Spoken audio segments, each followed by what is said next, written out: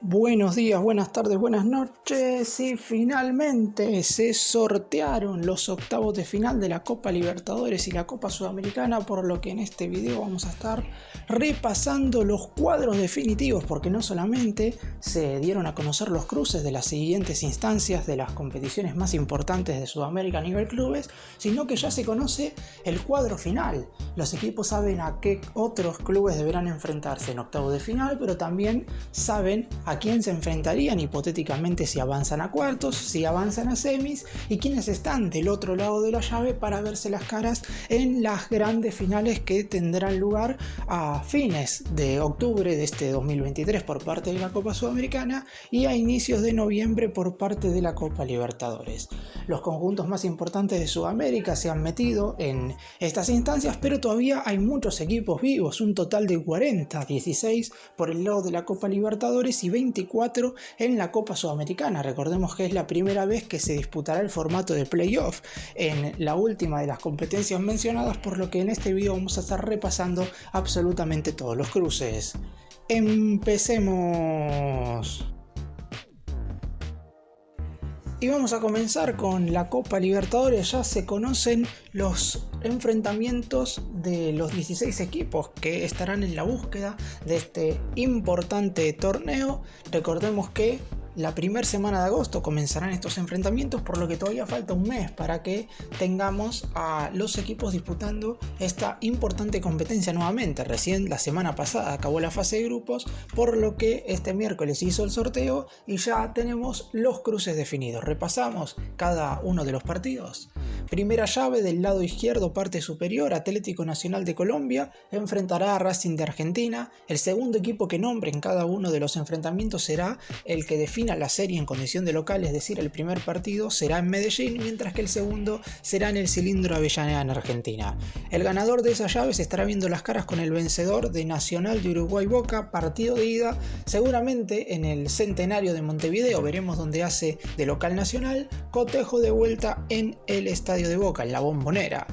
Tercero de los enfrentamientos, también por ese lado, el Deportivo Pereira de Colombia, único debutante que clasificó a los octavos de final, estará viéndose las caras con Independiente del Valle de Ecuador. El partido de ida será en tierras colombianas, mientras que el compromiso de vuelta, casi con seguridad, será en la altura de Quito, donde Independiente del Valle suele hacer de local a nivel internacional.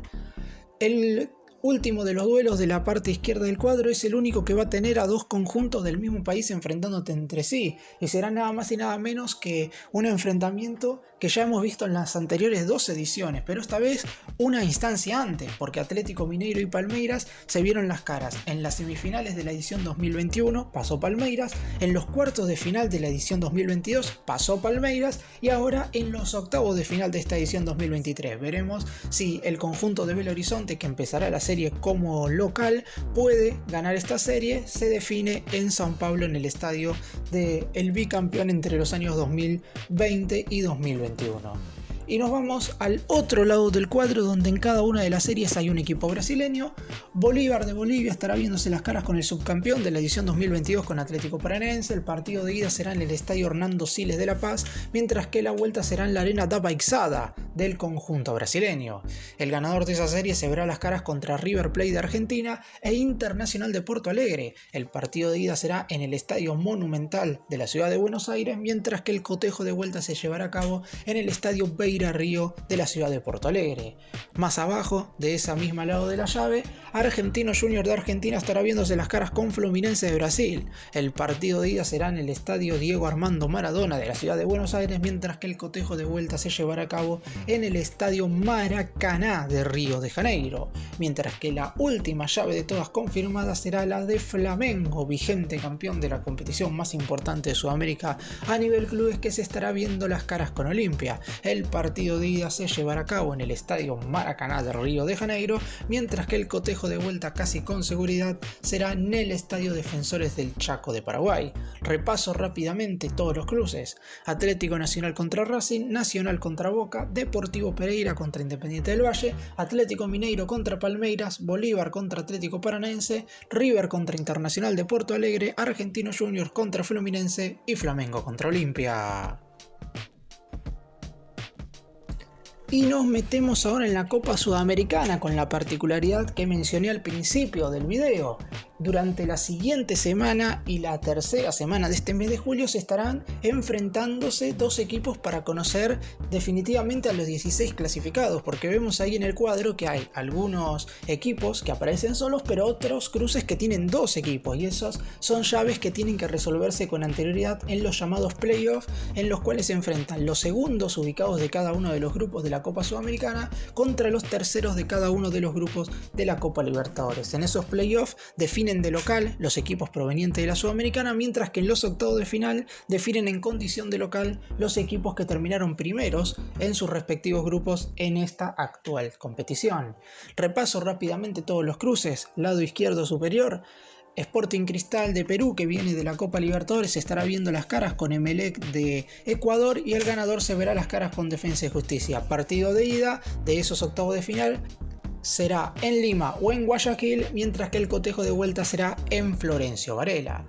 El ganador de esos octavos de final se verá las caras contra el vencedor del partido entre Patronato y Botafogo, un duelo contrapuesto porque Patronato es el único de toda la competición que está en la segunda división de su país, de Argentina más precisamente, mientras que Botafogo es el líder actual del Brasileirao. El ganador de esa llave se verá las caras contra Guaraní de Paraguay, partido de ida en la ciudad justamente de Paraná, Entre Ríos, o en Río de Janeiro. El partido de vuelta será en Defensores del Chaco de Paraguay. Tercera de las llaves, la primera que tiene un playoff de enfrentamientos de dos equipos del mismo país, porque Ñublense y Audax Italiano, ambos conjuntos chilenos, se estarán viendo las caras y el ganador se enfrentará con la Liga de Quito de Ecuador. La ida será en Chile, la vuelta en la altura de Quito. Y última llave de la parte izquierda del cuadro, Independiente Medellín de Colombia se estará enfrentando a San Lorenzo de Almagro. El ganador de esa llave se verá las caras con San Pablo de Brasil. La ida será en Colombia o en Argentina, y el partido de vuelta en el Morumbi de la ciudad de Sao Paulo.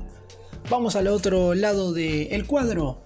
Hasta el momento, si se dieron cuenta, no puede haber cruces del mismo país en el lado izquierdo del cuadro, porque todos los equipos que están en los playoffs son distintos a los que ya están clasificados en octavos de final. Y esto va a suceder hasta la última llave que voy a estar mencionando. Empezamos por el lado derecho. Barcelona de Guayaquil enfrentará a Estudiantes de La Plata, y el ganador de esa llave se verá las caras con Goiás. La ida será en Guayaquil o en la ciudad de La Plata, mientras que la vuelta será en tierras brasileñas. El ganador de esos octavos de final se verá las caras contra el vencedor de la llave entre Corinthians y Universitario, y el ganador de ahí se enfrentará a Newell's Old Boys. La ida se disputará en el nuevo estadio de Corinthians o en Lima, mientras que la vuelta será en el estadio Marcelo Bielsa de la ciudad de Rosario. Más abajo, por el lado derecho del cuadro, Libertad se enfrentará a Tigre y el vencedor se verá las caras con Fortaleza. La ida en el Defensores del Chaco de Paraguay o en el estadio de José La Giovana en Victoria, en Argentina. La vuelta será en tierras brasileñas, mientras que la única posibilidad de que haya cruce de dos equipos del mismo país en octavo de final es si América Mineiro derrota a Colo Colo en los playoffs. El ganador de esa serie se verá las caras en los octavos de final contra Red Bull Bragantino.